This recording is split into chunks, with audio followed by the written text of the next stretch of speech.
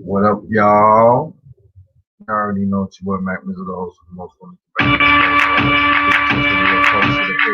You know the block is sold, that's why the rock is sold. And every nigga on top thinks the blocks is old. And if the nigga catch you slipping, he'll pop the chrome. Not to mention all the cops that'll watch your home. A lot of niggas are snitching, you better watch your phone. I went around real niggas, you better watch your tone. Catch you doing something different and I rock your dome. Mad at the way to hold it and I block some on. Whether around 10 deep or on the blocks alone. I got them ready to sell and it's not Simone. Been on the hard body shit that Pop was on. We're on that John Gotti shit, yeah, the Teflon gone. Put the shot into your body, leave you left long gone. I get it poppin' like my wet so I'm gone. Got all your hoes jockin' like I'm the next on one. And I always keep it on me, never kept on, son. It's block mode in your area. I'm tone deaf, I ain't hearing ya. You talking bull like a terrier. I can't control and I bury ya. I'm sicker than malaria in Nigeria. It's block mode in your area. I'm tone deaf, I ain't hearing ya. You talking bull like a terrier. I can't control and I bury ya. I'm sicker than malaria in Nigeria. It's an outbreak. And I'm the carrier. I know they waiting to see if a nigga breaks, but I won't stop now like I'm in the car chase. Every day's a risk and I'm taking it for the cake. But you could spend a lifetime paying for your mistakes. And it hurts too. It might not hurt him, but it'll hurt you.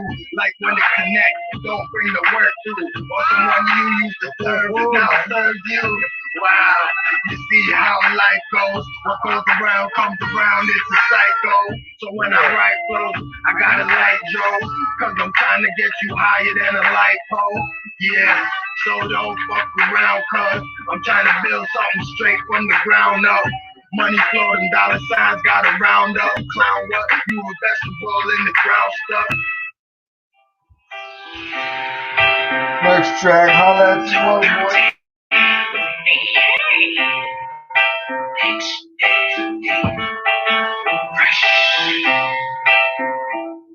See what?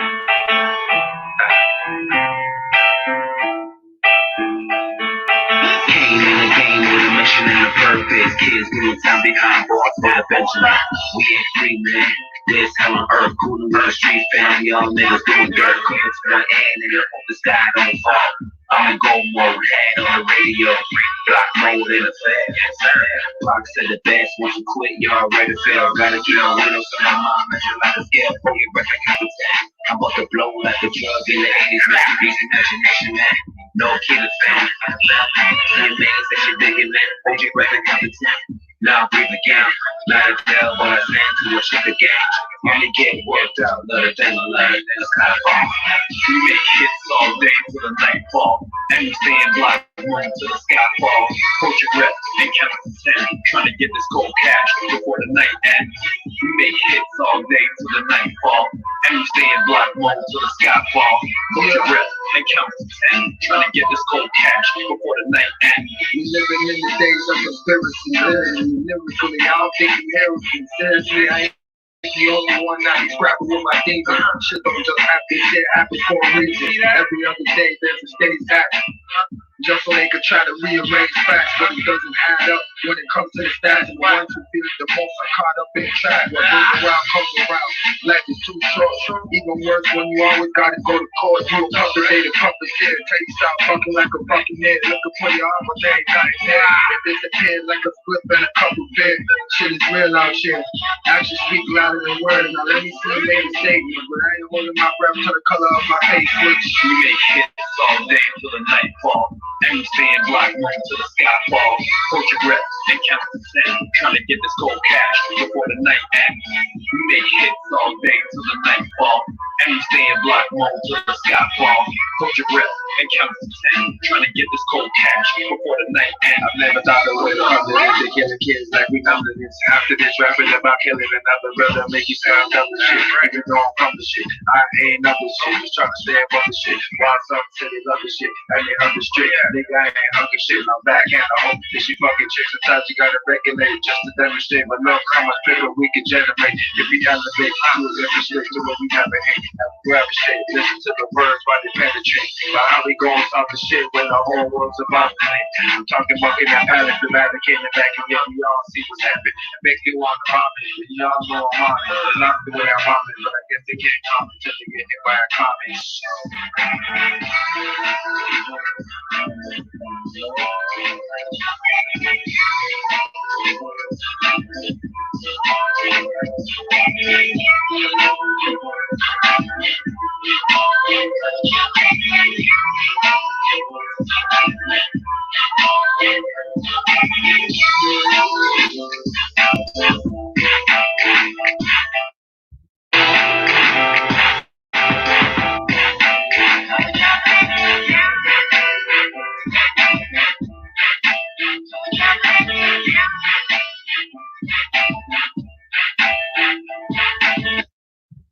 Well, we just gonna get into the game right now. You know what I'm saying? Because Dr. Phil Valentine is on, and you know he goes hard with the knowledge all day, every day. Or sensing so that you're trapped. You're going to be feeling that sense of trappedness. You know, like I said, when we begin to start playing into physical and forget that part of ourselves, then all that is this. Look at us trying to convince everyone about what we have come to know about ourselves. Here I am trying to convince you that you're not yourself. And everybody's going to stop looking at this, turn off their computers somewhere down the line, and say, okay, I'm not myself. What am I doing in here now? Oh, I got to go to bed now. I got to get up. I got to work. I can't say I'm not myself. Well, you have the luxury of doing that. Life is a paradox, right? Yeah, we're in the paradox. Exactly it. We have to learn that there is a dichotomy. Let me say that again. There is a dichotomy, a dichotomous process to our divinity. And that is, there are things that are paradoxical in nature that when explained does not make any sense. Yes. And we have to accept that which does not make any sense to us now, because if we don't, we do not have the opportunity of coming into that aha moment that tells us, wait a minute, I heard about that somewhere. Where was that?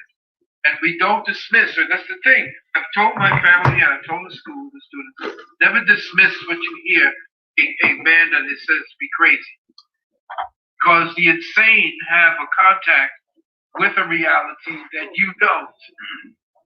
And then sometimes every now and then when you listen to what they're saying and you begin to process what they're saying in relationship to what you are open to, and that is to new experiences, you find that they're quite sane. They say some deep shit. Oh, yes, they do. They talk some shit. You be oh shit. I know exactly what you're talking about. A crazy nigga will say some shit. And where did that come from? You know? And I can pass what you puff pass. Because I gotta know where you going, where your head is at.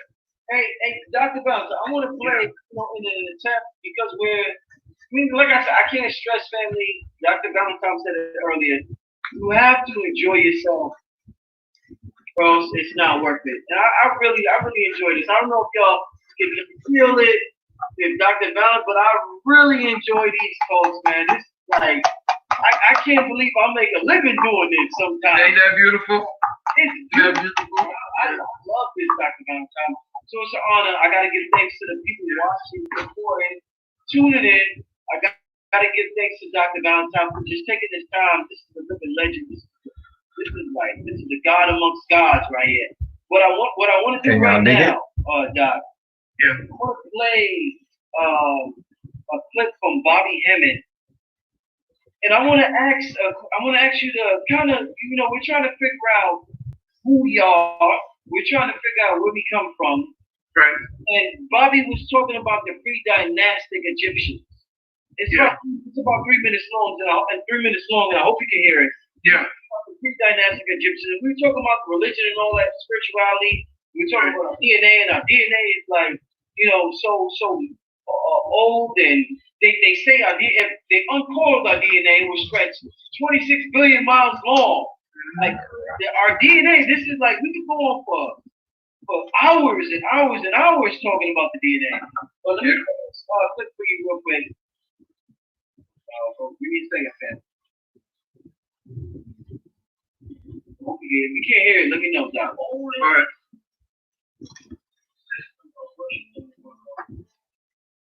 It's called typhoon.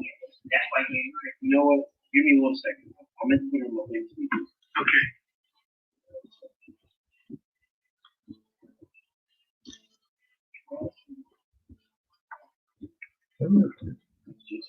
What is it?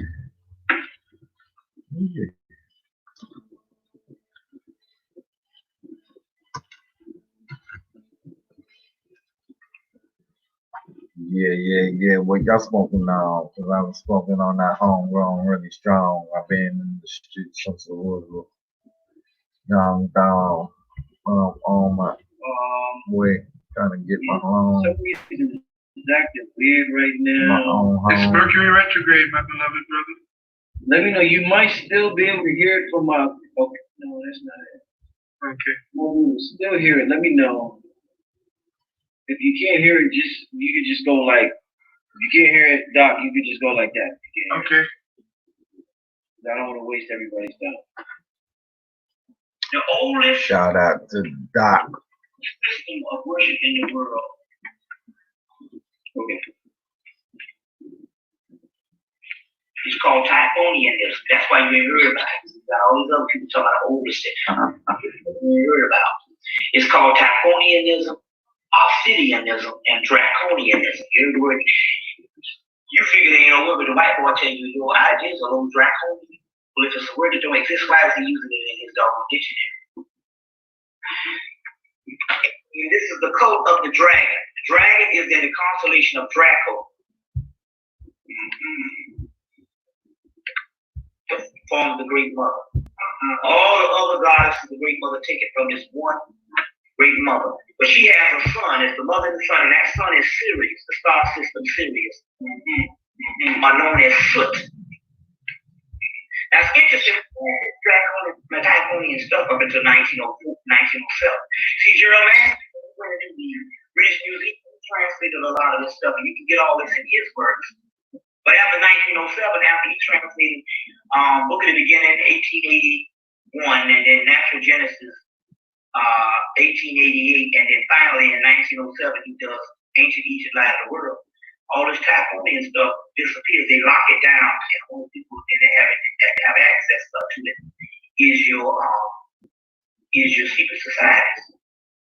And they go to Nubia with a lot of Typhonian stuff, and they cover over 200 temples at the Aswan Dam, which had this Typhonian stuff in it, as well as they found Hebrew letters all over them temples. So it was the best interest used to cover it up because it would show the African origin of the Hebrew. 200 temples.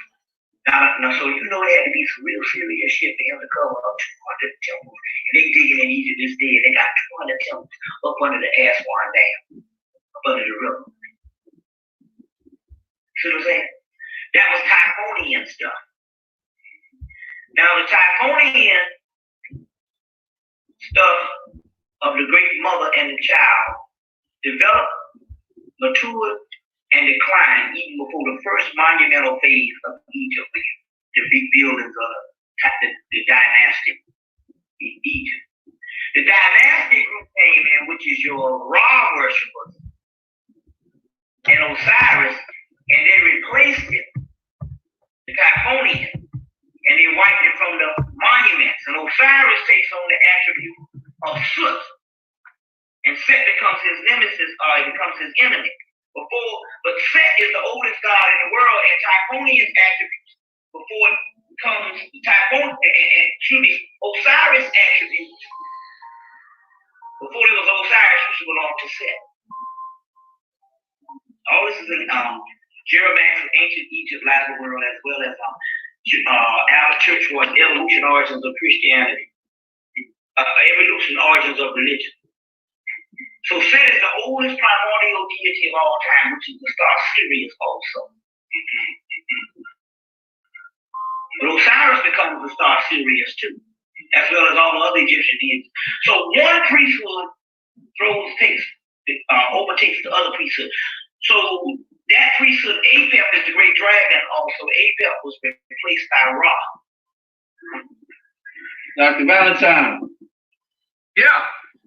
All right, so that's it. Yeah, but listen, it was so good to hear him. So after so long. Man, shout out to my brother. Yeah, man. I miss my brother. Yeah, I definitely miss my brother, man. I definitely miss my brother. Yeah. My brother Bobby Emmett. He has a guy, and we love the brother, what the brother contributed to humanity, and I just shared with you. I don't hear at all in the present era of what we call social media, YouTube, Instagram, Facebook, or whatever forms of communication we're dealing with, in terms of one priesthood overthrowing another priesthood, Set being the oldest deity in the world, and it being Set being Sirius, the dragon deity. I hope I'm saying it right. Yeah, being overtaken by Ra, and like, could you explain to us what exactly was Bobby talking about in this split that maybe a lot of us never have heard of before? Yeah. Well, Bobby was speaking about what turns out to be, once you understand. Typhonian did that too. Yeah. Right. What he is speaking to is what turns out to be what we call astrotheology. Okay. Astrotheology is the study of the hieroglyphics of the sky. The first hieroglyphics, what we call Medu Neter, first hieroglyphics were actually emulated by the patterns that were given to us, what we call the compressed hydrogen dome we see above us. It circles in countermeasures and counterclockwises and different ways. It changes its rotation in each consciousness paradigm, sometimes taking 144,000 years to do so. During the time that Bobby was alluding to, the stars were shifting and actually coming into prominence in different spaces of time, therefore affecting the consciousness of the people. And they were much more aware of the language that was being spoken from the sky to the language patterns that were in their brain, the phosgene, what we call the phosgene matrices that make up the patterns of our thinking process, synaptic connections and so forth. All of that is connected to the sky. The dragon is our kundalini's ability to interface. Once we raise it, that is seen today as the cirrus and the mouth going in, or the tear that we see in the sky that becomes the Milky Way. That becomes the door, or in certain Chinese astrology, that too is seen as the dragon. The dragon is always representative of a higher and evolved entity, because of what it is that the dragon within us gives us once we raise that energy, that kundalini energy. What he's spoken about, one priesthood taking over another, is so profound. When you fast forward to the, I think the 26th dynasty, or which was a dynasty where Akhenaten was ruling. Right. Akhenaten himself was also a kind of theopolitical tyrant. And a lot of people, say that he was everybody extols him. But all of us have, especially when you're ruling, you can always call on the political intrigue of all of the so-called pharaohs when they were in power. The political intrigue that was engendered by Akhenaten was the fact that he wanted to take over the pantheon of ancient Kemet. Shout out to Black Magic, And man. what I'm he just did trying was to pay homage to the he posed elder all King of the different Valentine. You know, I ain't temples trying to that they would steal no y'all longer, content and nothing like just that. as in You know, anything, just bear after a with the long play, period you of know what time, I'm saying? there's So keep corruption the game around and in it. reach a lot more So people all of the different temples, around like the the world, Temple you know of what I'm As, saying? So again, Temple of I ain't Asar, trying to steal y'all Temple content. of Heteru, all the different temples. These weren't just temples where priests would have you to come to give alms and to worship. They were political structures, much like you see the Congress today, House of Representatives, and so forth. They were the countermeasures to the dictatorial aspects of the king. At the time, Akhenaten said that there was so much corruption, so crazy, that he was going to now close these temples, shut them down. And he told everyone that the new God you're going to be worshiping is Aten. Everybody said, well, what are you talking about? Aten. He also said that those images of those stairs, get rid of them. The only one you're going to see for the royal family. And the Aten became these flames of blessings that came down. Right. Well, so absorbed he was in that new paradigm that he let the political infrastructures of Kemet go to hell. And because he was getting a lot of protestations from the people in Memphtah, Memphtah is what they call, what the Greeks call Memphis. They they can't speak the language. But he left Memphtah and he created a city called Amarna, just north and across the Nile. He built a temple to his priesthood, the Aten priesthood, in a place called Malawi. And he went there and brought all of his people. He built it beautiful. And it was like, where they could go and do their kumbaya to Aten. Well, everything was going based on that other history, is that everything was going to hell in ancient Kemet. And at the time, there was a military commander who implored Akhenaten come back. He didn't.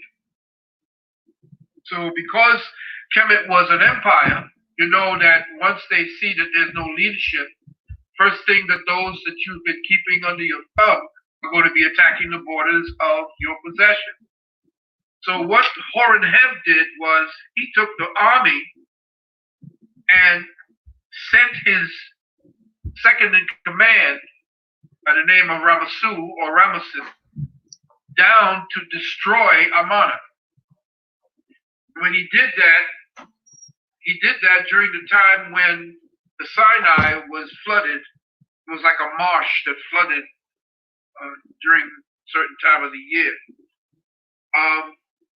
You can say north and south. I can't talk about north and south, but Horemheb went to where it is. I think where Syria is now to push back all of the people who were, getting ready to attack and to take over Kemet and the borders of Kemet. But he crushed that particular rebellion, and Ramasu destroyed Amarna, or destroyed the people of Amarna, chased the priesthood out of Malawi, and chased Akhenaten through the Sinai and into the marsh. And Akhenaten was a king that was kind of outside of his throne. I forgot what they call it when the king gets kicked out of his throne. And the chariots couldn't go through the marsh. So what the Jews did, or the Aribus, or the people who we call the Jews, the priests of Malawi became the tribe of Levi. And the 12 so-called tribes, that they were the ones. That's why, the Jews hate Kemet. Everywhere you go, they talk about how Egypt was this, and they tortured in the 10 plagues and all that bullshit. There were no 10 plagues. It was an eruption of a volcano called Thera. And the eruption of Thera spewed all kinds of ejecta, this is called, at least 800 miles. And when it all came down into the Nile. It destroyed crops. It killed animals. And this is what those so-called Jews used as the 10 plagues of Egypt, and that God was punishing Pharaoh and all this bullshit that you really believe happened. It never did. So what we're looking at is that Akhenaten became Moses after the name that was given to one of his ancestors, Ahmose. Moshe was actually a word that represented a leader or savior of his people. So Akhenaten being chased out of ancient Kemet, Horemheb knew that this is when, instead of the priest class taking over the throne, this is when the warrior class began taking over the throne. Okay. I think Horemheb negotiated a peace with Akhenaten so that someone who of royal blood would sit on the throne. And that person of royal blood turned out to be Amen Tutank. And they called him Tutankhamen, which is blasphemous because our ancestors always put the name of God first before theirs. It was the European Jew who actually switched it around and called him Tutankhamen. Right. Used the name of God after Amen. But that's what Bobby was speaking about, one priest class taking over the other. Yeah, there was that type of thing going on. And like I said, remember, whenever you conquer a nation, you conquer their God because they no longer worship under the name or the tongue. They don't never empower themselves with the tongue of the God that they create. How deep that is? That's super deep. Sorry I took that much time. Well, no, that's what we needed. You know, time is an illusion. If it's what I need, if it's what I need, it ain't take no time at all. Okay. Okay. For those who don't need it, it take a long time. Yeah, man. Listen, once again, family, I gotta take this opportunity. We got about 25, 27 people in the chat room. I need everybody, Safa, once again, I need everybody to donate to my brother. And I wish my brother, Dr. Val, I wish he had his phone in front of him right now so he could tell me. I'm gonna donate. I usually turn it off. I just gotta stay in the zone. Right. Yeah. That's what you need to do. Let me do the dirty work. Shout out Dr. Valentine, Phil Valentine. Listen, family, I need everybody to donate to Dr. Valentine's Cash App. Valentine Sunu, that's SUNNU7, right? That's correct. Yeah, SUNNU7. And you can Cash App the brother there and tell the people your PayPal. The PayPal is kemetearth@gmail.com. That's KEMET. That's Kemet Earth EARTH @gmail.com. Listen, I just seen a dude get $1 million from his followers. London Real. You can Google it. You can YouTube it. I done seen this dude London Real. It's a good program. Wow. It's a good program. This is a great program. Yeah, it's a great program. You do a great program. I've seen him get $1 million in a week after he told his people that he was being sensitive. So what are we going to get to Dr. Phil Valentine? That's all I want. And you just say, bro, rich is begging. No, it ain't rich. I'm not asking. No. I just want to donate to the elder who has helped me build this platform. This platform wouldn't be what it is without this elder. Without this elder, I wouldn't have been in the streets of Brooklyn. I had his tapes without his permission in the streets of Brooklyn. You know what I'm saying? I have to give back. You know what I'm saying? Like this elder did everything, that he could do. So, that's my commercial. Every 45 minutes, I gotta give y'all a commercial. That's the commercial. That's the last commercial for the show. Because we're winding down the show. We're about to end it, family. I know I got the elder. It's late. Man, it's a wonderful show. We've been here so long. Valentine, I guess. I might have to rewind the tape, man. Let me bring it back. I guess approaching this, Dr. Valentine, from I'll bring it back when they come back. DNA, around. from a musical perspective.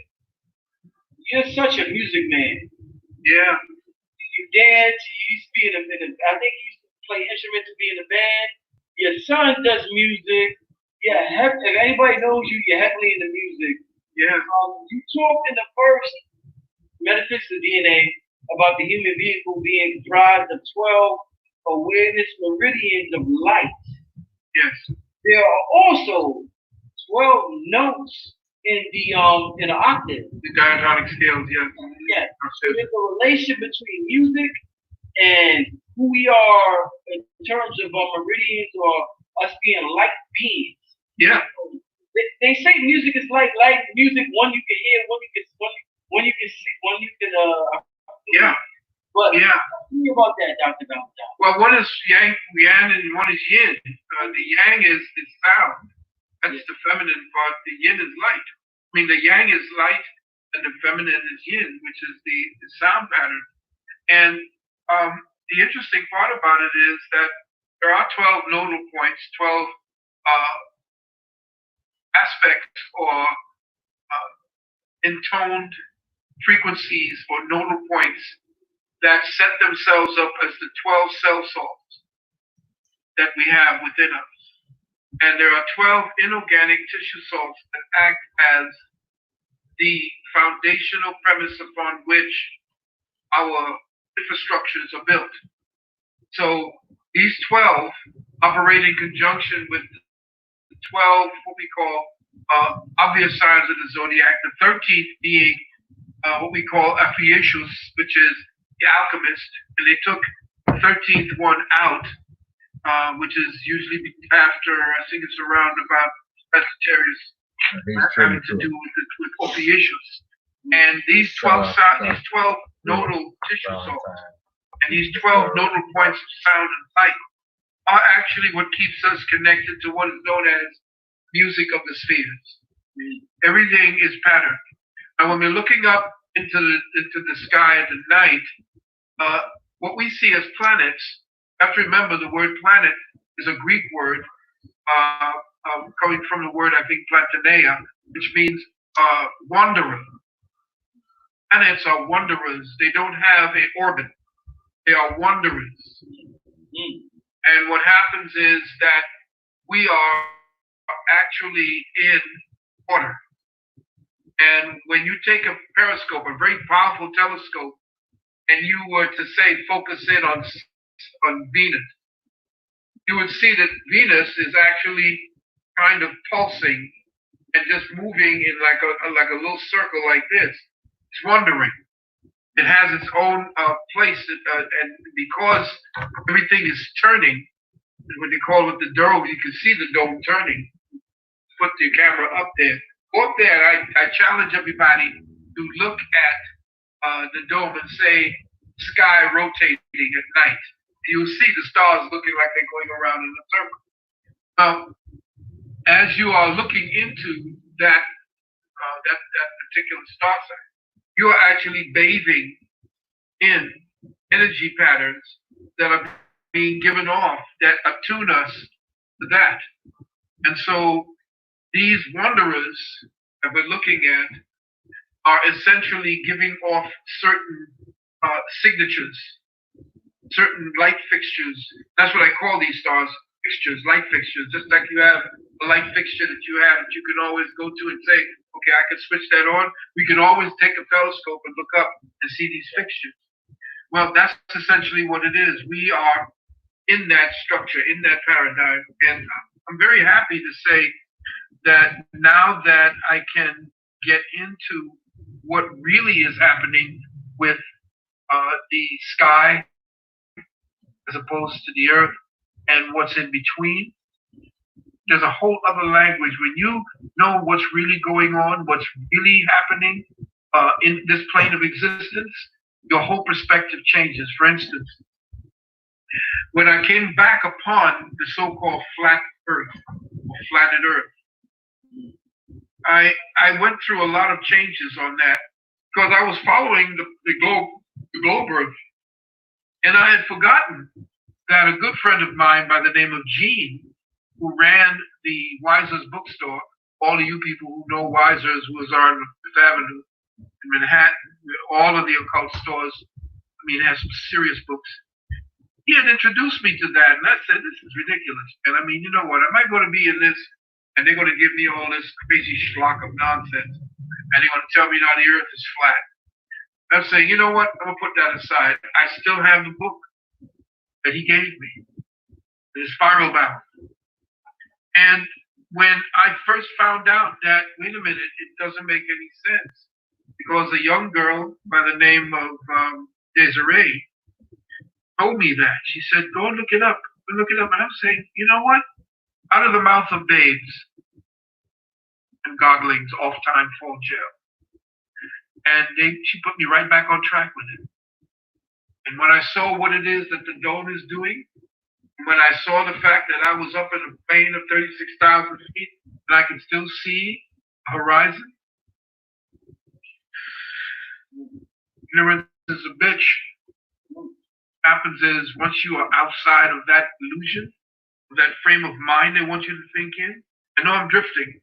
I know it sounds like I'm crazy, but everything that you're saying opens up certain patterns of thoughts that I feel I need to say.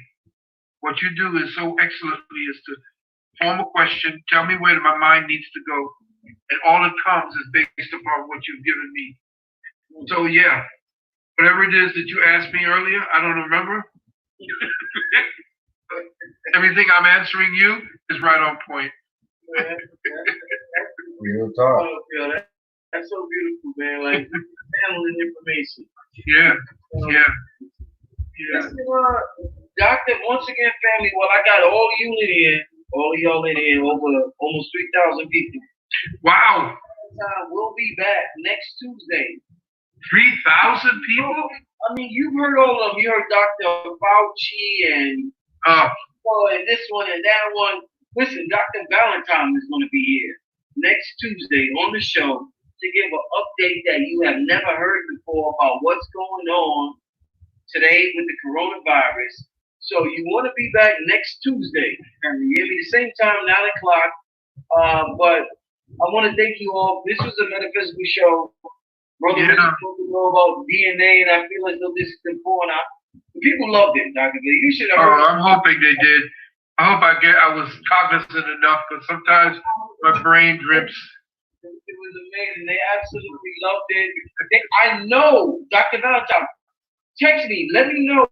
But I know they hit up your Cash App and PayPal. Okay, yeah, I'm gonna open it up. I'll probably be shocked and so pleasantly surprised. Thank you very much, those who have contributed. I say to my people, and I know when I tell them it's serious, because I'm not gonna tell them this with everybody. Family, I'm not gonna tell you this with everybody that's on my show, because it's not that you're gonna sense that I'm lying. I'm not gonna lie. Dr. Valentine, family, this brother has put in work. I'm talking about work beyond work. This brother, like I said, 90% of the New Age community is sharing information this brother shared. He wasn't as candid as he is now. So if y'all don't hear it, man, back in the day. Cash App, man, I'm a smack he actually was always candid. You know what? I'm gonna do. You know what I'm gonna do, beloved? I'm gonna even sweeten the pot for Tuesday. Yeah. I may invite, if it's all right, for my beloved wife to sit in on it. Oh, nice. You know, if I could talk about what's getting ready to happen and all the crazy shit that we're going through, she is that voice, that soothing voice of her voice. As more than once, people have told me that just by listening to her speak, they got a sense of peace, and they got a sense of centering. So I want you to share. I'm going to share with you what has been my centering, and how, how I deal with the madness that I find, because, her mind is so pure on that, on this. She don't cuss, she don't do none of that. She's so opposite from me, and it's perfect. So I want to share that with everybody. And we're going to not only share all of what's getting ready to go down, but when it comes down to our health and our wellness and how we could actually battle against the bullshit that I'm going to talk about and what they're doing out there, she would be the one that you need to speak to. By the way, if you want to deal with the Juice Plus and to deal with the vaccination exemption packages, because I'm getting a lot of on that, please call Call 800-847-1291, 800-847-1291 for health consultations and for the Juice Plus and for our university for anything having to do with the services. And one more time, Brother Rich, I want to tell you from the bottom of my heart how not only proud I am of what it is you represented yourself as in the community, and how brothers like yourself, and brothers like King Simon, and brothers A.A. Rashid, and the twins, and all of you all. You know, it does my heart good that, you know, when you know that you can sleep, you can close your eyes, ancestors, knowing that the torch is going to stay lit. I want to commend you and all the work that you continue to do. Man, somebody gonna come after me, Dr. Bell. This is how this game go. We just playing roles. You do what you did. I'm gonna do what I do. Somebody gonna come after me. This is how this game go. Listen, my job right now, Dr. Valentine, is to make sure for the rest of your time, you down here in this round, that I make sure you good. Yes, sir. Yes. So That's love right there. You know what I'm saying? Support you. I need you to put. It should have happened earlier. Somebody should have said this 30 years ago, but right now, it's all I can do. Yes. I need the family to know that we need to make an example. And I said this at a lecture. You know, you on the street when you fight somebody, you make an example of that nigga. You make an example out of our brother. And we need to show how we treat a God. We need to show how we treat somebody who has done pretty much everything they could do. We wouldn't know about metaphysics in the occult realm and the metaphysical realm was for Bobby, Delbert, and Dr. Hill. These Dr. Delbert Blair, man.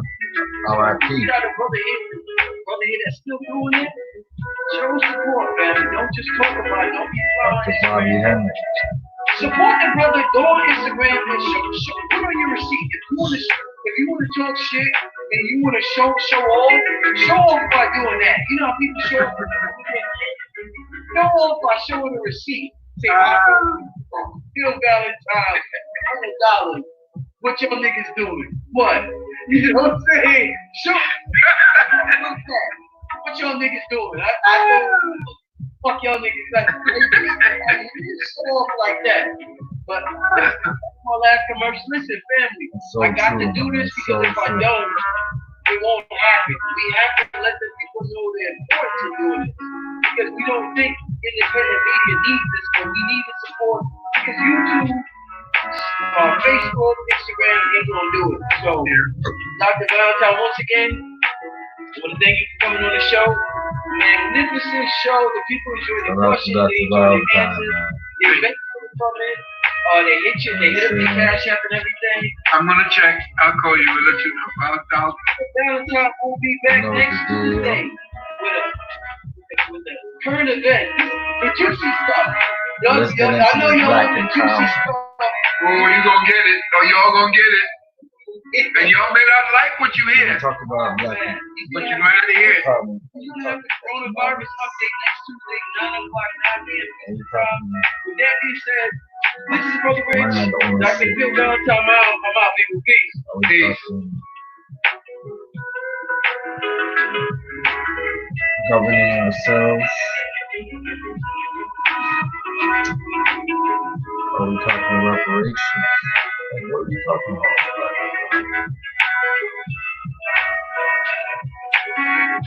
Because, yo, in order for us to get over this hump, not only do we need to be paid, but we need to pave the way for the next generation. How are we going to do that? Same fairy tale, you know? We ain't gonna all follow one particular way. We should all get what should be coming to us, which is a reparation. So what I'm saying? So I look at it like, how can we empower each other? what we got already.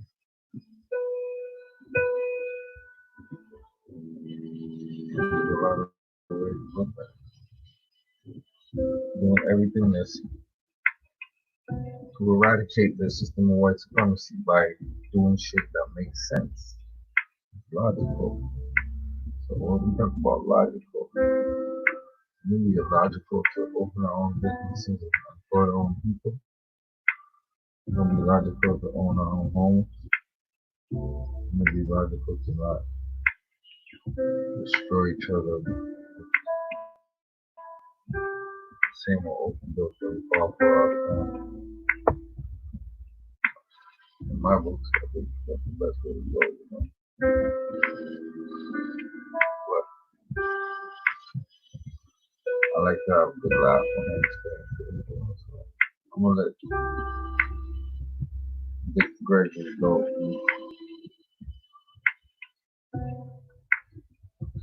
What's going on with race, comedy, and justice in terms of environment and black folks? So y'all tune in, listen up, and understand what we're trying to do here. You feel me? Check it out.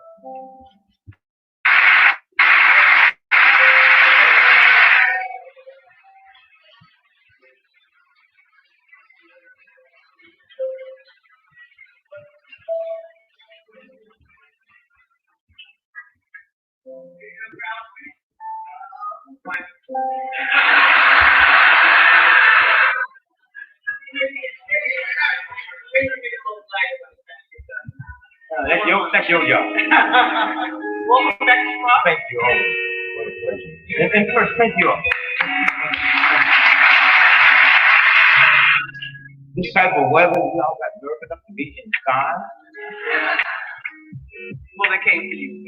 And they came because, you know, you have a long set of Chicago roots. You spent many years living here, raise your family here. Yes. Raise some hell here. Yes. A little bit. More than a little bit. Yeah, more than a little bit. Yeah, but it was fun. Where'd you live when you were living here? That was back in the days, early days. I was out by the University of Chicago, 55th Street. That building that they put right in the middle of the street. It's the only city in the world where the politics is so strange. You can build a building in the middle of the street and get cars go around. And so I was there, and that's how I met my wife. She's at the University of Chicago, and I was taking a shortcut through it. She thought I was a professor. Honest mistake, but good one. Yes. Turned out pretty well. How many years now? How many years? 50 years. No. Love ain't got nothing to do with it. She told me when we first got married, if you ever leave me, I will hurt you.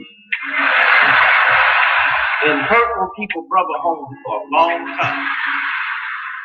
But there's another word that'll keep a brother home that Michael Jordan found out about called hair. My problem is, I guess like a lot of black men, I didn't know how strong.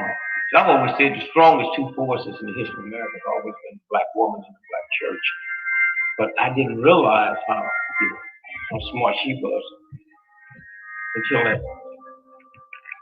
Well, there's certain things that happened that, Kobe Bryant, remember that incident? A white woman accused him of raping her.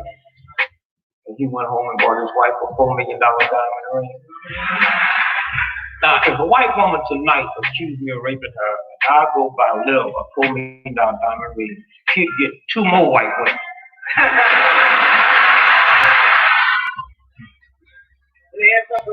You hear me? Because she got enough sense to know wherever that ring came from, there's a matching necklace and bracelet. Huh? And sometimes you just kind of forget, you take them for granted, And I don't know why most Americans have not been able to see that the whole rhythm has changed. Y'all be playing games and talk about the young folks this, talk about young folks that. I was at a conference the other day. They talking about the young boys with their pants hanging down. If that was women with your pants there, we would love it. And so my reaction is simple. That's cool, but why is this a priority? Hitler never wore his pants down. The mafia, you can't find people more immaculate than them. Huh? The priests that got busted for ripping off little boys for 100 years, they never wore their pants down. The problem is when you try, because your spirit is not good, to identify wrong by the way it looks, then you're in trouble. Instead of saying, wait, I don't qualify to analyze this, but let's see if we can find somebody. If you ever bit your tongue, you know how bad that hurts. These white children go stick their tongue out and run 5 screws through it, and they're not taking painkiller. Y'all so arrogant and on the crazy side of nothing, locked up with greed. You don't even know what that means. Anytime your young folks start inflicting pain on themselves, you better watch it. You go back and check and find out why the Chinese take the Japanese. Because of the invasion in 1933. They had instructions not to kill the leaders. Every young Chinese man you see with a tattoo blow their brains out. You don't even know what they do. The tattoo represents revolution. Y'all can ask these children if you want. You think they're crazy? Good advice. Good advice. You mentioned politics and that big building on the south side. Yes. And there's another big building downtown that back in the day when you were doing your protesting stuff, you called the Snake Pit. Remember that? You called City Hall a Snake Pit. You called the gentleman who was running at the time Snake. Remember who that was? You know, why you tell me I can't bring no gun here, and then you start bringing up all that stuff? You said, what, you trying to get a story for the Mars paper? I write for Sun Times, remember? Yes. So, but Richard J. Daley, you ran against Richard J. Daley. You ran against him. Outside of his house. I ran against him, and I couldn't understand why he was so upset. I had white cops that didn't even like me coming to tell me, I didn't. And what they were talking about was,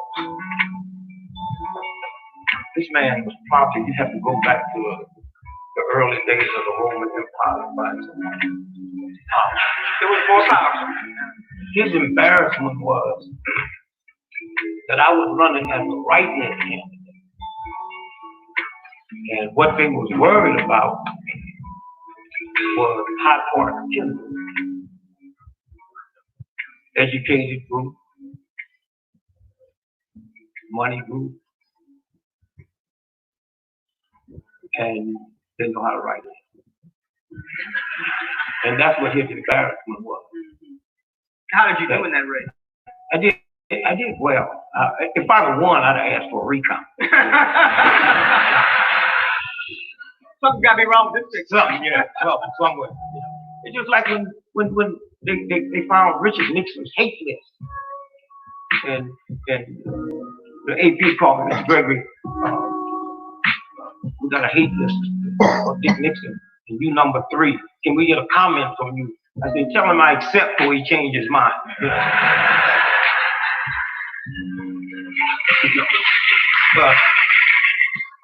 But those were fun things. I learned a lot here. I come out of St. Louis. Go to St. Louis. You ever give those? Oh yeah, I was there the other day. I was on campus, on your campus at SIU. Parkdale. Yeah, well, anytime you go to St. Louis, sit your watch back 3 hours. It's slow down there, huh? Slow. So you also and white folks and black folks are different. When the economy got bad and white folks decided that we couldn't keep those 3 or 4 dogs, we called the animal shelter. And they picked them up. That's why animal shelters are full. And their budget is gone. Mm-hmm. My black cousin, he don't know nothing about no animal shelter. 5 pit bulls that he realized he lost his job, he couldn't feed them. So he carried them in his car 30 miles outside of St. Louis to a little town called Kinlock and just let them go. They beat him home.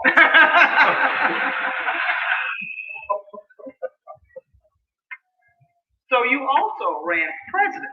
Ran for president. For a certain gentleman who now occupies the White House. Matter of fact, until he ran, I was the only African American to run for president. Wait, no. Did y'all come to hear me? I come to hear you. Shirley Chisholm was a woman. Shirley Chisholm. Al Sharpton. And all the others. Carol Mosey Braun. They ran in the primary. I ran on a write-in candidate and had Obama not won the primary. And up until this day, I would still be the only black in the history of America to run for president of the United States. That's why you got to be careful with perception. Now, had I been, I never realized how lucky white folks are. I mean, when you finally get an African American that's your president, he's a nice, polite one. Went to Harvard. Oh, head of his class. See, what y'all really needed was a brother like me.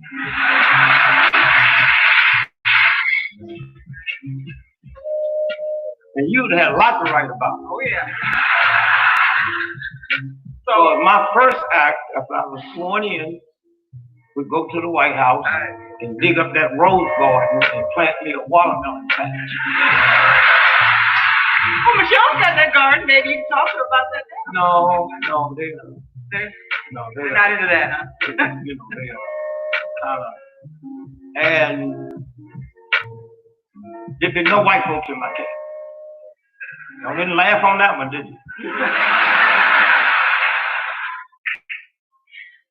And you black folks, the only way you'd qualify to be in my cabinet, you had to no further in school than the 3rd grade. So how do you think Barack Obama's doing so far? Well, I haven't put my cabinet together yet. Okay, all right. Then you can tear it apart. You see, my belief is this. If these white folks have messed up this country this bad, with cabinets, with PhDs, and some of the wealthiest people in the world, and if we end up with this mess, let me try something different. Some Negroes who've never been to school, can't read, can't write, and let's see if we can change it. Well, I got a cousin outside of St. Louis, Jabbo. He'd be my Secretary of Defense. And I can just see these white folks on 60 Minutes. Jabbo, now that you're secretary, what you plan on doing about your fence? Say, first I'm gonna fix it, then paint it.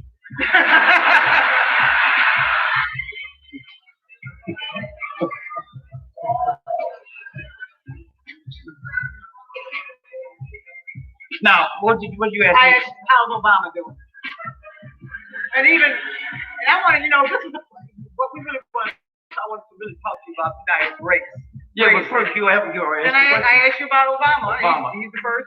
I couldn't rate him. He's the first. First, he's an illegitimate president. Okay.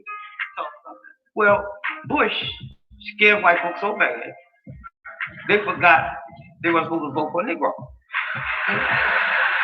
So he said, and they was nice, and they was humble, and they was polite, but now they're not scared no more. Now he's catching hell. Where you been? How come you took the plane to go? They come. They functionally remember he's black. But the whole bit is, I wouldn't try to grade him. I'd give him incomplete because when he came in the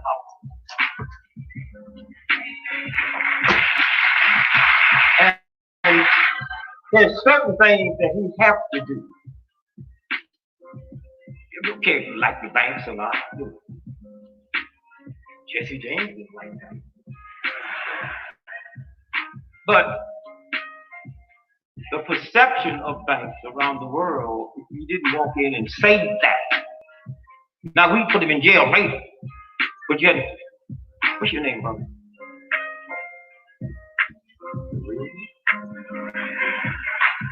I thought I heard somebody. earthly one. Oh, they brought me into the hospital. I've been wounded, bleeding, fractured skull, broken ribs. And while your whole team is working on me, if my heart stops, you got to stop everything and fix this. So that's what happened here. When he had to fix, and it was so much. That's why I would give him an incomplete. If I had to grade him, I'd give him an A plus. A plus. So one of the things that people like to think is that you fit. No, we're living in this post-racial society. That's like saying he got to be president and my brain tumor. He's not qualified to fix that. His election is doing No, see, in America, we look for the cheap way out. Okay? This kind of, well, maybe I didn't bring it.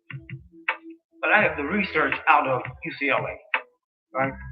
And they did a brain scan from white folks. You know, he reads. And he spent $1,000 a week, right? a week, yes, on paper. Reads everything. Well, I get $1,000 worth, I don't care.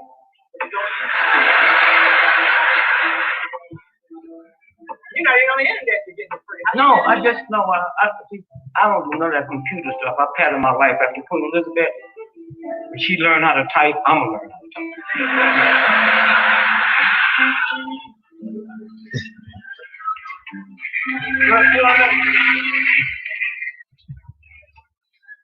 Queen Elizabeth, you see, if I say something about white folks tonight, you can be guaranteed I'm not talking about you.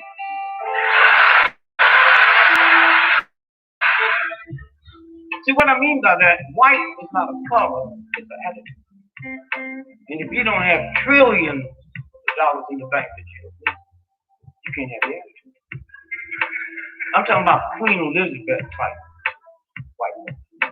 And most of the black folks, y'all know we owe y'all a serious apology because we mad at the wrong white folks. White folks we mad at couldn't help us if they liked us. Matter of fact, they'll kill you on the way you get me. And I guess what I'm trying to say is Queen Elizabeth makes $360 million every 24 hours is interest on her money. Now them these white folks. They're not honest, they're not ethical, they're not spiritual, they're not godly, but they don't lie. We're going to war to protect our interests. And the real white folks on the planet never had a job. Never had a job. And so it's that whole piece of what we tolerate. And God have kind of blessed us. Because the only thing that makes us a little safe, and we haven't had them do to us what they did in Germany with Hitler, is we don't have an honest demagogue in America. Hitler, with all his crazy, he wasn't honest. He told what he was going to do. He wasn't stealing money and all that. And so consequently, if we stop being frightened, we stop being afraid. And then we can see, we sit here and know that the Wall Street board determine what legislation, and you ain't gonna do a damn thing about it at all. We take stuff off of them that we wouldn't take off of each other. But that's okay. That's why I can't understand how you call yourself Christian and can be for capital punishment. Well, for two reasons. First, don't you know the state killed Jesus? So how can you cry over the crucifixion of Jesus and be for capital punishment? He was killed by the state. He wasn't run down by some drunken chariot driver.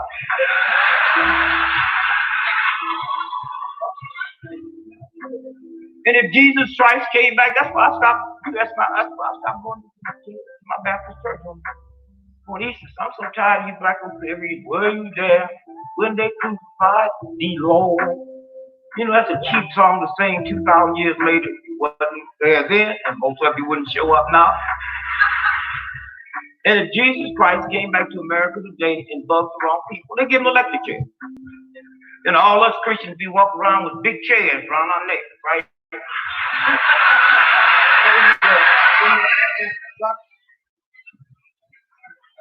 How do you make the sign of the chair?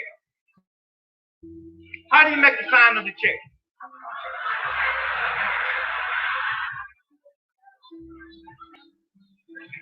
You said one. Okay. I saw in my research you said once that you learned a lot about comedy in the church. I learned everything. Talk about that. Well, first, I'm born 1932, right? And so there was no TV, just radio. And come out of the ghetto, never been around white folks. And so all the white comedians, they were pretty funny to me. But, you know, you young folks, you have to understand where you are today. I'm born 1932. We were so dumb, we used to listen to tap dance.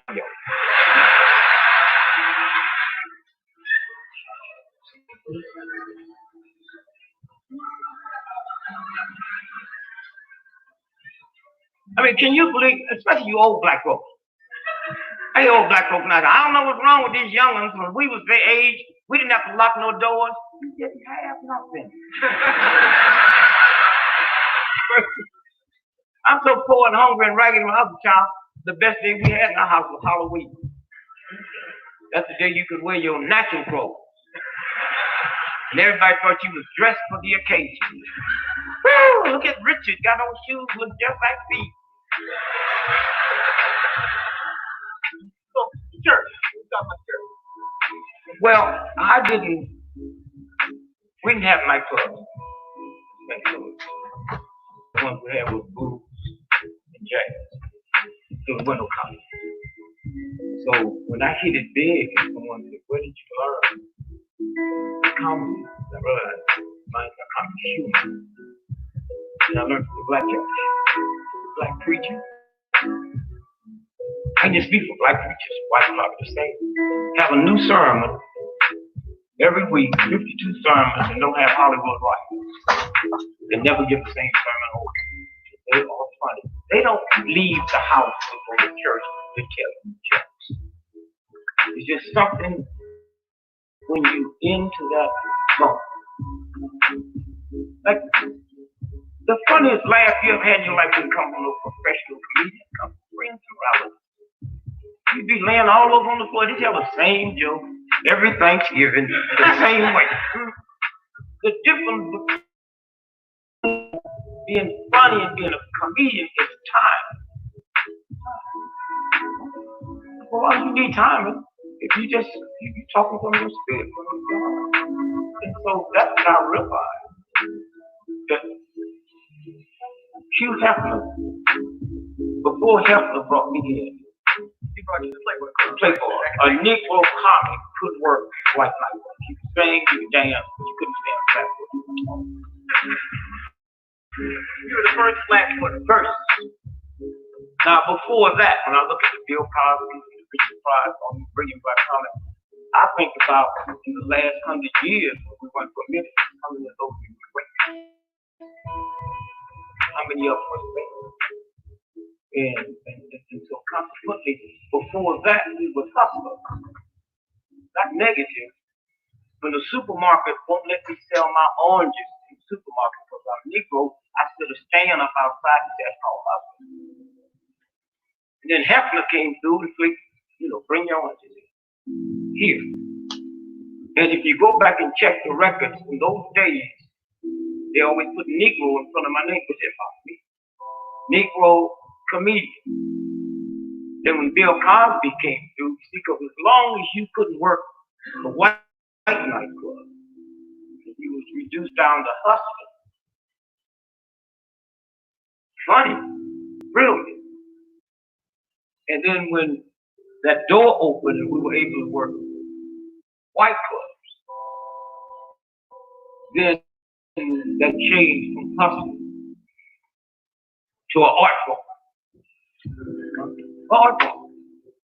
And what makes Bill Cosby so genius It's the same thing that made Michelangelo all the great artists because he paint pictures with his voice. And you see, there was no need for that before.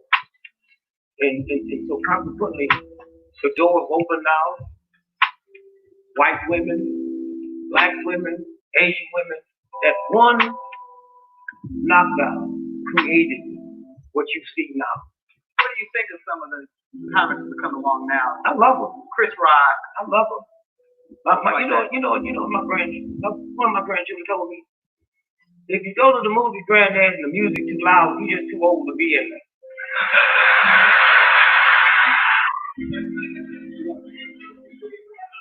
Because, I have 10 children and 12 grandchildren, and I listen to them, and then I realize how young we were. I mean, February the 2nd is Groundhog Day. What the groundhog? I go all over the world, been in every restaurant you can go to. I've never seen a groundhog on the menu. And if you don't eat it, it don't exist. But listen what they tell us. On February the 2nd, if the groundhog sees his shadow, 6 more weeks of winter. Now, spring is March 21st.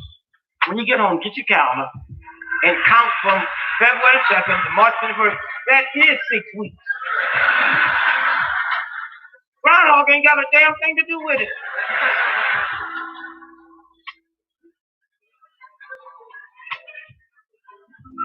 You see how easy it is? Like fancy.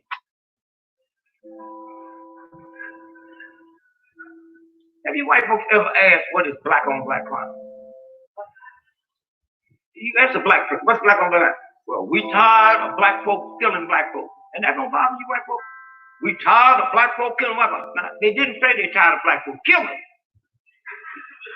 They're tired of killing black folks. Then who'd be left? And if we all went to China tonight, who do you think's killing Chinese in China tonight? If we go to Italy tomorrow, who do you think's killing the Italians in Italy?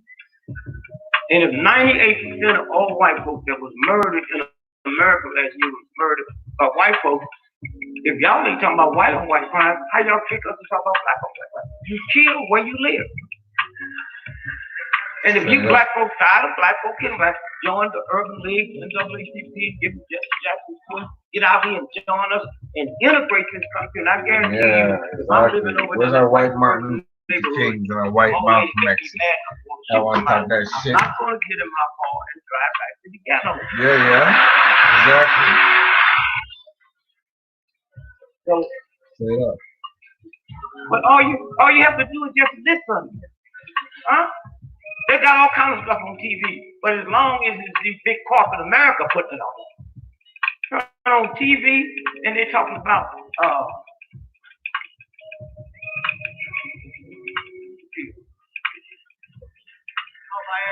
no, the other one. Viagra is 2.5 hours erection. The other one. The Allen. Oh, white folks, you know what it is. And if you white folks don't believe the difference between black and white, they tell you if you have a 4-hour erection, go to the emergency room. In my neighborhood, a 4-hour erection is called a street. You go to the damn drugstore and tip the bar. Speaking of it, and they say erection right in front of you too. So my grandson, 4 years old, walked up to me and said, "Granddad, what's an erection?" I said, "Go ask your grandmother." That's why I say y'all got to be careful about these sisters. He came back smiling. I said, "Well, what did she say?" She told me that she'll tell me later, but for me to tell you, she hasn't seen one of them things around the house in years.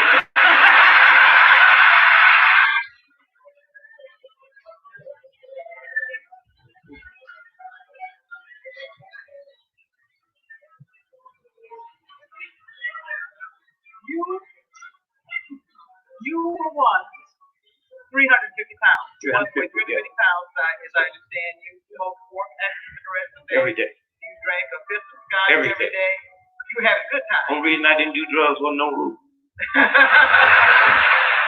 and look at you now. Obviously, something happened. What happened? What got you on that whole health kick? You created some wonderful nutritional products. Really evolved. Happened here in Chicago. A black woman, way before anybody knew of the human body and what you should eat. Dr. Cole. She said that she had health nutrition. You see, I thought good nutrition was whatever you was eating, if you liked it, you didn't run out till you got enough.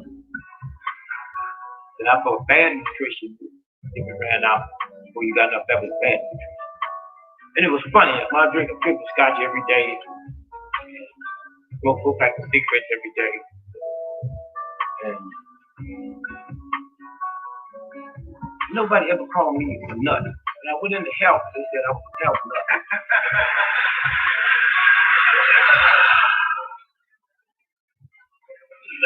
And I came up just like everybody else. Doctors, that's all I knew. This 98-year-old woman went to see the doctor. She said, "Doctor, my right knee hurts." How old was I? He said, 98. She said, "That's why your right knee hurts."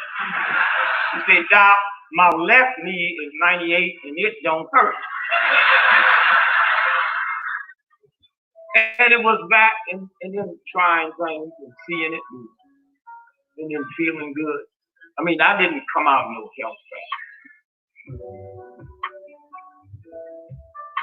And then one day, I realized I hadn't been sick. And then I went on a fast, protesting more in Vietnam. And I used to drink so much whiskey that I wake up in the morning and I couldn't move. Hanging. Cold, heavy, cold, fall. And after about 18 months being a vegetarian, I didn't even know what vegetarian, I never heard of vegetarian. Because back then, I stopped eating meat. You went to a restaurant, they gave the vegetable, it's called side off. You order whatever you want, the rest of it went with it. You come in and not gonna order this steak and talk about this side off, they wouldn't even wait on me. But 18 months, my sinus trouble left. Mine was so bad, if I moved within a 50-mile radius, I'd have a sinus. Now remember now, I'm still drinking and smoking. And then, 6 months after that, my ulcer disappeared. And that's why I slowed up the way. It must be something that I eat. Animal products. And we call it, meat. It's called flesh. Meat is called the meat of the apple, the meat of the orange. Yeah, there's 6 words. The meat of the nut. The 3 strongest animals in the jungle, the gorilla, the elephant, and the rhinoceros, they never ate nuts, but food together. My problem was that once you do something that dramatic, all my black friends, they became scientists. How come you don't eat no meat? What do you do for protein? Well, when you love people, you can explain to them and it gets through. I said, well, the 3 strongest animals in the jungle, the gorilla, the elephant, the rhinoceros, they don't eat no meat. As a matter of fact, meat you eat don't eat.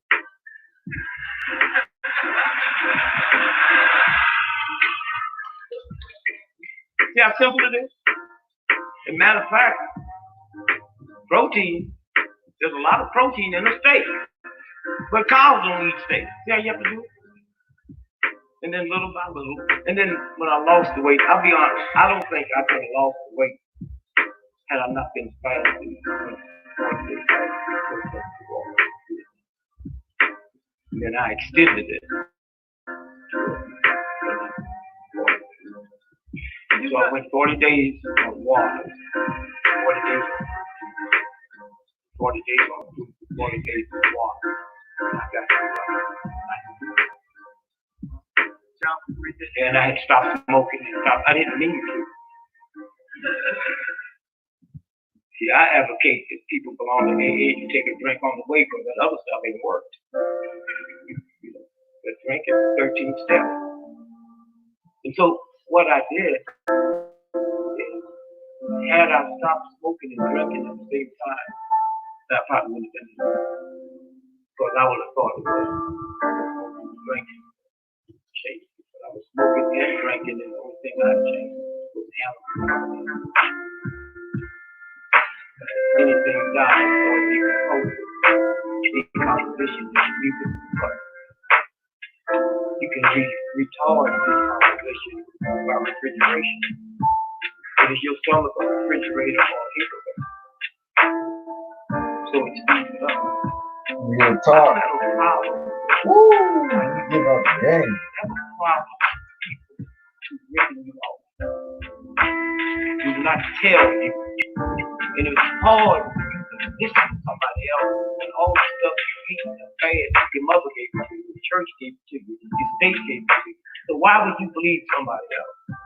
And so when you sit and you look, are you all aware that nowhere on this planet that's not locked into some kind of money, financial aid with us, will take our food from this country because it's genetically engineered, and if you know anything about Europe, they call it Frankenstein. And they will not take your potatoes, because all white potatoes, red potatoes, is genetically engineered, and there's a hormone in there that one day you find out about, but it might be too late. And none of them countries will use it. And the whole world's laughing at you now because this is a strange phenomenon that's going on. We don't understand up until this year, 98% of the folks died from the flu were 65 and over. Y'all been reading? This year is different. This year, 87% of the flu deaths is 65 and down, with the highest number from 36 to 20. And all over the world, they laughing, saying genetically engineered potatoes. They get it from fast food. Now let's look at it. China's the most populated country in the world. They've had 300 cases and no deaths, no fast food, no potatoes. Okay? India, populated, 37 cases. Russia, none, but you know how they lie. And so it's that whole thing. Now, 3 top killers in America. People ask me, I'm 77, right? They say, you look so well. How do you know when you're getting old? You know when you're getting old. When somebody complimenting beautiful alligator shoes you wearing and you barefooted.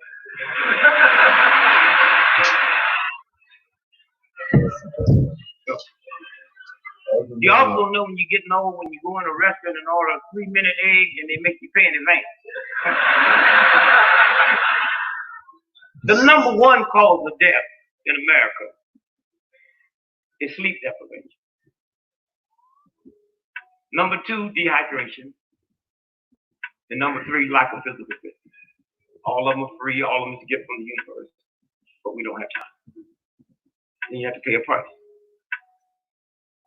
So I was telling my wife the other day, I'm 77, she's 72, and we don't have prescription between the two of us. And that's, you know, that's, you know, and so if you drink the water and walk. This black woman came up to me and she said, you know, you say walk, but I got a bad leg. Walk bad.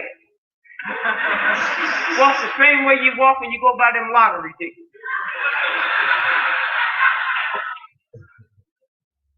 I'm sorry, you guys. That's okay. I wanted to, just about time, I want to give the audience a chance to weigh in here and ask you a few questions. But so get ready if you have questions. We're going to have someone walking around with the mic. But I just want to go through a real quick riff with you. Yes, on some names. Okay. You just know so many people and know so much history. I just want to give me a line or two on each one of these names. Lillian Gregory. My wife. My daughter asked me one day, she said, Dad, those of y'all know much rich all their life.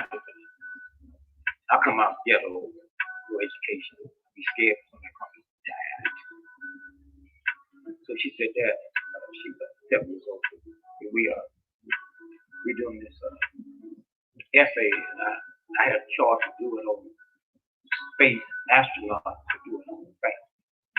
So I decided to do it on fact. And I asked Mother, can I interview you? I said, yes. So she said, how did you propose to Mother? And I said, well, Michelle, me and your mother got married on February 2nd. You were born March 28th. She said, oh, I think I'll do it on the astronauts, right? Michael Jackson. Michael Jackson, I knew him personally. I could not tell you 10 friends of his because I didn't know him. I put him on a 30-day water fast and he went. We can call Michael crazy and all of that if you want, but when Michael died, he owed like just spent 50% of the Sony record. He was worth about $4 billion. Now what he didn't know, but I got this from my friend, that under the land in Neverland is more oil than okay? And so as close as we was, I didn't want to get involved with that with him. I got close to him. So he had the mind of a child. He asked me one day, why am I so strange? Why am I so weird? You are that. But I said, how old? That's 10 years ago. I said, I'm 40 years old. And I said, well, Michael, you've been a star since you was 5 years old. Now, I can't use the word I used to him here. But you read it in. I said, Michael, you're 40, and since you're 5 years old, you never had to beg a woman for sex. See, think about it. I was married 40 years then. I said, I've been married to Lillian for 40 years. I'm still begging. And if I had to take off 77, if I had to count all the time that I begged for sex, I'd be about 15 years old now. But think about Michael. Think about never walking to school in the wintertime or in the summertime when it's hot, or being pressed for homework, or sitting in class nervous, wondering if you passing that. There's private tutors. There's no private tutor going to mess around when they know their job is finished. So all of those normal things. One more. Room service. Room service. If you had a room service, you eat at the restaurant. You know the strange thing about room service and restaurant? You can't smell the food. When you're at home, you smell the onions and the garlic and you smell everything. So all his life, I told Michael one day, I'm surprised you get up in the middle of the morning, open up the refrigerator, and the light come on, you don't start doing your act. But he was that genius. But who wouldn't be if all they had to do was that? Huh? They didn't have to worry about money. Huh? They didn't have to worry about this, they didn't have to worry about that. You know, and you ladies, you see, oh, what pressure that put on us. I tell people about Clarence Thomas. Now, some of y'all don't like Clarence Thomas, but you got to understand. Clarence Thomas, poor, black, rural, mama couldn't read or write. He had nappy hair, big jaw, wide nose, but he looked real Negro. And you black women wouldn't go to the prom with him. So he married him a white woman and hated us all. So I teach my granddaughter, just go to the prom with her. We have a question. Yes. Wait, she got to bring the mic down to me. Okay. Thank you for being here. You mentioned that when you were hired by Hugh Hefner at the Playboy Club, that he listed you as a Negro comedian. Well, Chicago Humanities Festival listed you as an African American comedian in the bio. What's the difference between African and African? Well, what is a Negro? That's the first thing. It's not something that I named me. And I don't understand why you black folks upset of the word Negro. You can never be a nigga. You named your autobiography?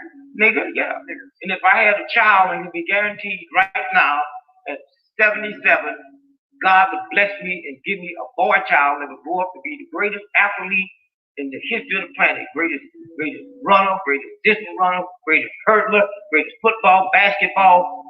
I'd name him nigga, so y'all have to sit the radio and say, and nigga cuts to the left. And that is nigga. And you better not say that nigga, because his name ain't that nigga, his name is nigga. And then all at once, the O.J. Simpson trial came through, and millions of people believe he did it, but he beat it because the way Mark Furman used the word nigga.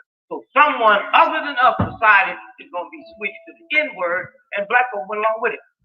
You think my Jewish brothers and sisters be stupid enough for some Germans were upset over Hitler, they changed the word swastika to the S and concentrate them to the C word? If you ask Jews all over the world, what did Jesse Jackson say to make you mad? He said, Town, not the H word. That's what I love about my Irish. If I had to be born over again, I want to be Irish. Why? Because they didn't call Irish nigger, they called them drunken fighting Irish. Okay, and what they did, they took the word drunken off and carried fighting Irish to Notre Dame.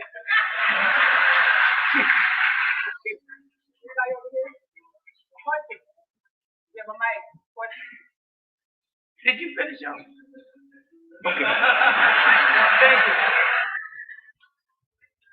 You don't have any problem with that word. Huh? You don't have any problem with that word. Look, if I juiced an orange right now and threw it on you, if you stupid enough to believe you're an orange, then you something wrong here. Just for somebody throw that on me. If I say, oh, you hoes here, stand up, you get mad, you hoe. I didn't call your name. It's a game. And look, when the gays was in the closet, they couldn't be cops. They couldn't be principals of schools. A lot of jobs they couldn't get. When they came out the closet, things changed. So how come coming out the closet is good for everybody except me? We're going to put nigga in the closet. America is mature enough to deal with that filthy word. It didn't come from another planet. It was created right here by homegrown American boys. Let me tell you something. When I was growing up as a child, there was a lot of people scared of their headaches. They didn't want to get checked because they might find out it's a brain tumor. So you keep lying and covering up stuff, you die just like them old folks died at this one here. Some way, you women didn't get to be powered and president, all these because you hid the fact.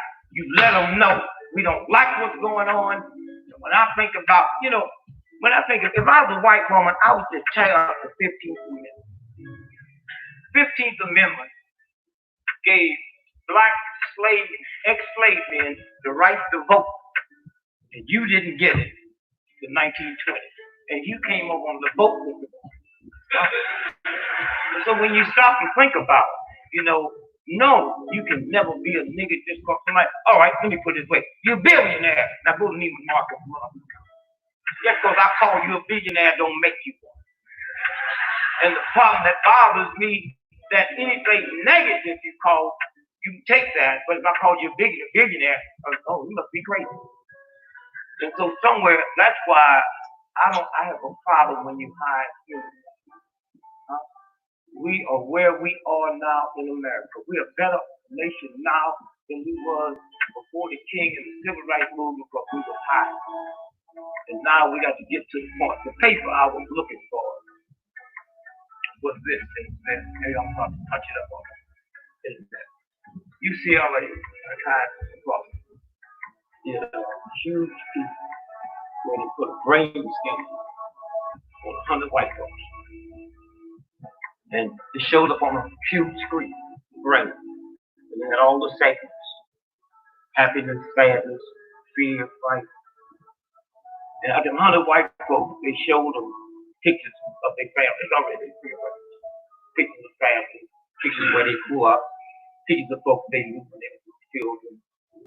And you can see this lovely high tranquility. Then it shows a picture of a black man. And 63% of them fear damn near jump through their skull and they're not aware of it. And I put that on hold. They took 100 black boys, hooked them up, did the same thing. Showed them a picture of a black man. 64% of them reacted the same way. You don't qualify to change this if you don't know what goes on in the human body. We played long enough on this emotional track. Now let's sit down and bring in some honest folks, not some old people that want to trick scientists. I mean, Buddha not too long ago, and they talking about climate change. And all these brilliant people standing up and they well, this scientist say this, not this scientist, not. So I just got down to my ghetto drag. I said, well, I don't know nothing about, climate change. All I know is this. I know that there's glaciers been there for many years. They melted. Case over. But a lot of y'all feel like you gotta be smart and all that kind of thing. You black folks, some white folks want to find out what was in my head. They read all my stuff. So they bring me over $40,000. They just want to hear. Mr. Gregory, what's some of the pressing things you have on your mind today? Now I'm gonna tell them, right? I said, well, I'm trying to find out what happened to albinos after high school. You know what I mean? Every high school got albinos, then they disappear. I don't know where they go. An albino ain't never raped a woman, it'd be easy to find. I've been in the military, no albino, huh? I work the audience like this all the time, no albino. I'm on the plane every day, no albino. What happened to albinos after high school? They couldn't handle it. They said, well, what's the next thing, Miss Father? I say, I'm 76 years old, and I've never seen a baby pigeon.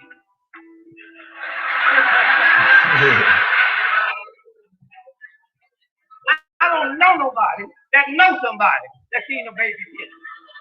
And when you see pigeons, they're always sitting up on electric wire. Where did they sit before they was electric? We have time for 2 more questions. Okay. Recently in the news, there was a judge in the Deep South who refused to marry interracial couples on the excuse that their children, like Tiger Woods, would have major problems. If you were here in the audience today, what would you like to say to him? To him, to who? No, what do you mean? No, say that again. What would you say to the judge? To the judge? He eventually resigned. He resigned, yeah. Yes. He didn't resign. But if you were here right now. He embarrassed the whole state and the whole nation. Huh? There's a whole lot of things that embarrass us, like we at war.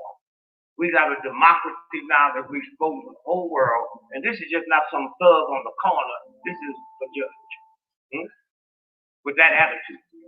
But a whole lot of Americans got that attitude. And we tolerate it because you hide your feelings. You don't have to come out. The dumber you are, it's like, why do you think they put all these swastikas on Jewish temples? Because that dumb white boy, he can't recognize a Jew. He see him coming out there, there's another white dude. Huh?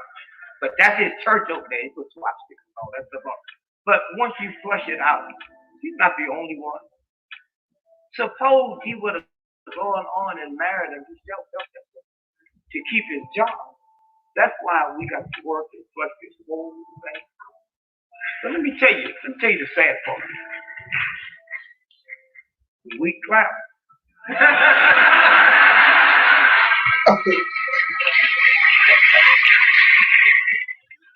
There you go.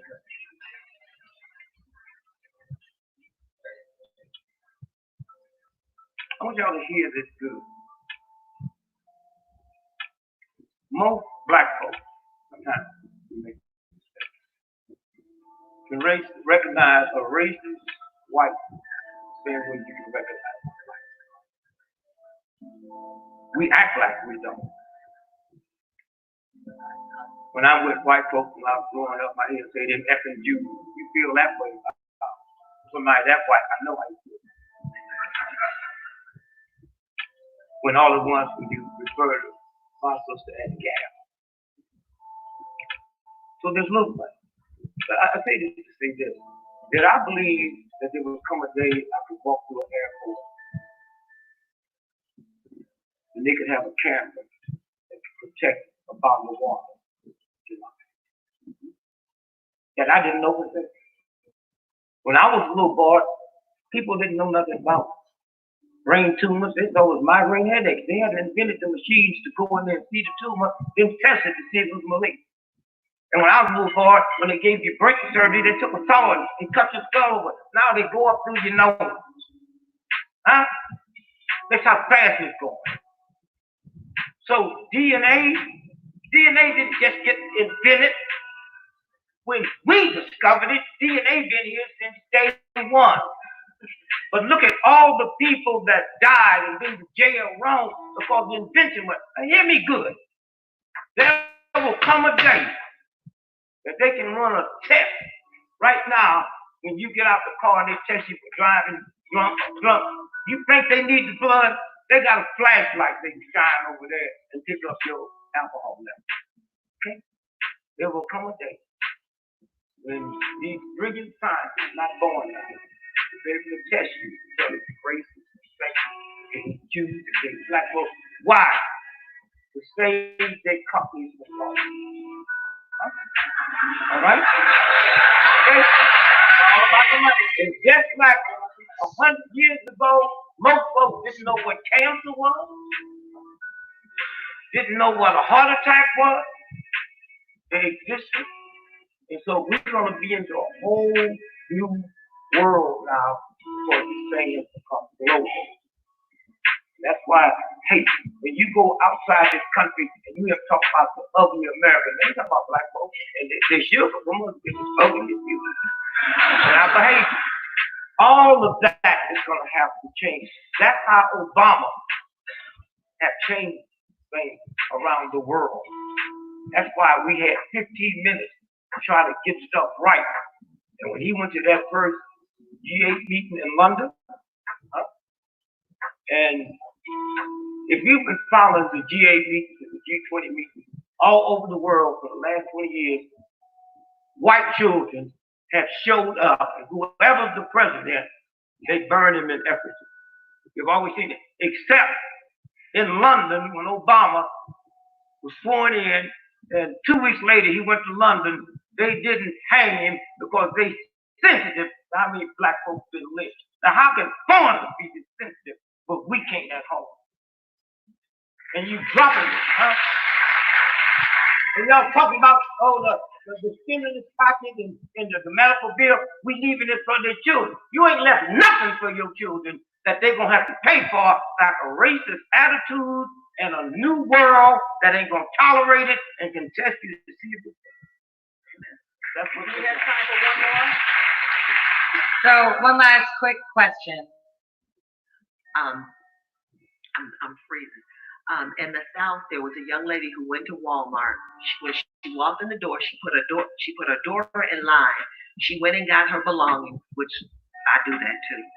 And when she got there, back in line, they arrested her for cutting the line, and they're now trying to give her 15 years for cutting the line in Walmart.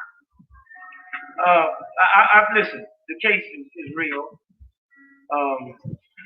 What city was that in? I can't think of the city, but they've been asking, this has been going on for 2 years, I found out, and they've been asking for the closed caption of what actually went on in Walmart, and nobody, the district attorney will not supply it. At first they wanted to do a plea bargain with her, and she refused to do it, and so that's when they decided they were going to give her 15 years. Let me say this, and normally I wouldn't use this as an example.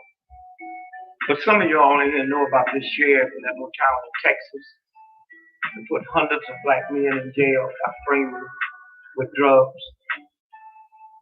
Some of y'all know what this daily machine did to black men, and what for that white dude, that investigative reporter that talked about how they tortured them. The John Burger case. Yes, okay. and found out how many of them. So it happens all over. Every now and then they get caught. Have y'all heard about that little town in Pennsylvania, all white, where all them judges just got busted because they found out they was in cahoots with the white companies in New York that build the jails, and then they wanted to build youth center jails. And all these this one white girl said, well, I had 5 months. How long you been here? I've been here 5 years. And so if they do that to white, what are you going to do to us? You must remember one thing that I never learned until I went south in the civil rights movement. In the South, they don't care how close you get as long as you don't get too big. That was proved by slavery. I'm living on the same piece of land he lived on. He called his a whole called my plantation.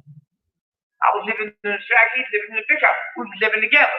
Up north, they don't care how big I get as long as I don't get too close. Okay, same. Huh? Now, let me show you how it works. I couldn't understand in the civil rights movement why them white folks were blowing up churches, killing black folks and white folks in the throat, killing 2 civil rights workers, 2 white and 1 black. And I realized why. They lived close enough to me in the South to say, if you give them niggas the right to vote, they'll be in the White House. They was right. They was right. Huh? And y'all can sit here with all your little cuteness, but imagine if I waved the magic wand and all you black and white folks in here become dirt old white folks with no education, can't read, can't write, living the poor of the land. And up until Obama, you could always say, well, at least I ain't no nigger. You can't say that no more. Imagine what they're going through. And we just came out of New York looking at some research that for the first time in the history, first time this year, that 50% of all women that were killed by their husbands. This is, see, you got the economy thing, plus you got this projection thing, and then all at once. If y'all would just do me a favor, go to the store this week, go to the dog food section, and buy a can of alcohol. Just don't look at the side to you to show your friends. They taking the dog off alcohol because more human beings, particularly white folks, is eating more dog food than dogs. Huh? Now, the pride, I don't want to talk about it. I want to go through so this whole mixing. I'm telling y'all, if this thing don't change, I mean, we got one set of rules, huh, for black folks, another set of rules for white folks, another set of rules for women. When I looked at Jeremiah Wright, when they were saying, well, how come you didn't leave the church? And the boy, like I said, he's just kind and nice because he asked me that. I said, well, I didn't see no Catholic priests and nuns leaving the church when the priest got caught. So why I got to be different? Huh? Hillary asked the question. I got on the radio and said, Miss Hillary, whatever Jeremiah was doing, he wasn't breaking the law. What your husband got caught doing in the White House, that was a violation of the law. And he insulted and he shamed you and your daughter around the world. You didn't leave him. So the rules changed. Now, let me just close with this. The question you asked is getting a lot of attention. And something will happen. The reason the justice of the peace of the judge had to step down is give attention. Well, lots of stuff happened that we don't know about. The three people, that's the cause of slavery in the Civil War before Lincoln was born.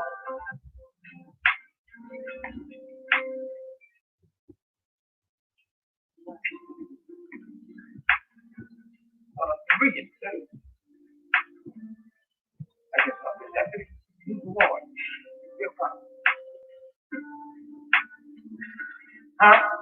Mark Twain.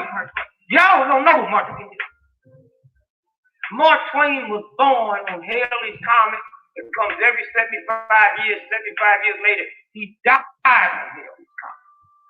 What did he do? He wrote these books, and unbeknown to most folks, he was the first writer that refused to write with that old English style.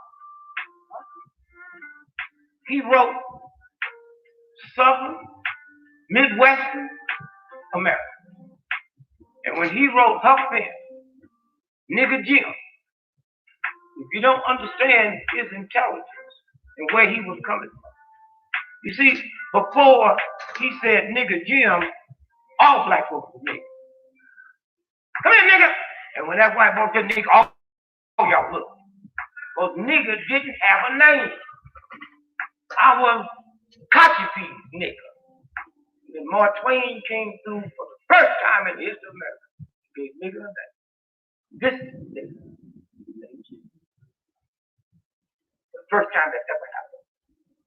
And if you go back and read Huck Finn, you notice when they sitting on the riverbank fishing, it's the first conversation of a black and a white as human beings.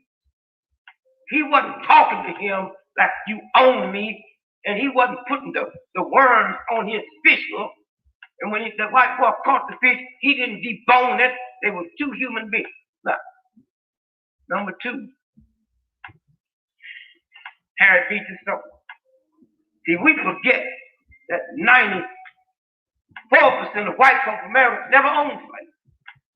So they didn't know what slaves went through until she wrote Uncle Tom's Cabin, and them white folks got to read what Uncle Tom went through in the atmosphere change. Okay? So you got a black man that has a name for the first time, then he comes around and tell you who didn't know. And then when you go way back down before that, John Brown. I'll talk about heroes if you want. John Brown. John Brown. See, I didn't know Harper's Ferry. The raid took place on October the 16th, 150 years ago. This is 16th October. 18 months before the Civil War. John Brown was a preacher. Y'all talking about some radical Islamic. He woke up one day and said, God told me to free him. And he got him a little posse together, a little group, including his son, and raided Harper's Ferry.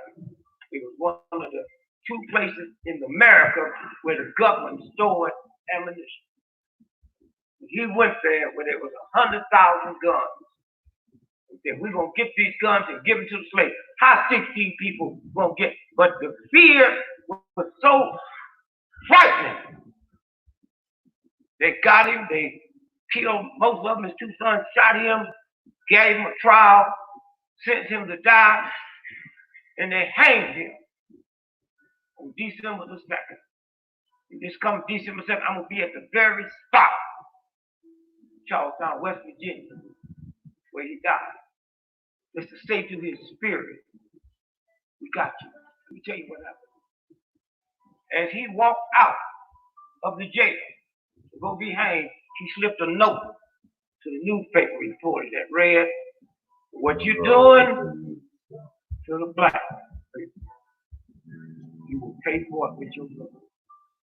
16 months later. And when them Union soldiers was fighting, what was they singing as they marched to the front to kill the be killed? That's how important he was. You don't know it now because that part is here. If you go to Washington, D.C., go to Lincoln, Vermont. He's known all over the world for the Emancipation Proclamation. There's people that know of Lincoln and never knew he was president. If you look at that huge Lincoln Monument, not one word up there about the Emancipation Proclamation. Only in America. Only in America. And so, have this thing changed? You see, I don't need to be validated by nobody. There's a universal God force. My validation is already in. Not what I can sit here and tell you. I only think I got one bad blemish on my thing. I don't pay my bills. I don't know if the real God into that. If it is, and I got some explaining to do. But I don't know if y'all remember that tree fell on my car. Squashed it down, and everybody thought I was dead. And I got out the hospital and they ran all the checks and the press was there with a huge picture of the car. And then, Mr. Gregory, how do you explain that you're not dead? Well, that's all I was going to do, what most of they going to do, which ain't nothing wrong. Jesus, I didn't say that. I said, I owe white folks too much money. Yes, my Neiman Marcus account. Now, I say that to say this. 40 years ago, when I'm running in Mississippi for my life, did I ever believe that I could stand here tonight and tell you in Mississippi tonight, a black man is head of Mississippi State. Black woman's head of social services. Did I ever think I would see today that white folks would ask me to comment on white folks' problems? I'm coming back from Europe 3 weeks ago, and CNN said that Kennedy, Mr. Gregory, you think we'll ever catch Bin Laden? I said, we? I ain't looking for him. I'm still trying to find out who my daddy is. Thank you so much. I love it. Who's the mind, who's the mind? Tell me who's the mind. I love it, man. Big Gregory, you know what I'm saying? R.I.P. to the late, great Gregory. Oh, man. You know what I'm saying? So that's basically what it boils down to, you know? Perspective, man. We gotta go inside the brain, man, and really see what's going on in there, you know? For us to move forward. Because DNA, you know, it's biological. A lot of it. Imprinted, you know what I'm saying? So don't ever suggest that you can solve one's intelligence by just dismissing the fact that I moves a good way to let it straight. But all the above. Can you dig it?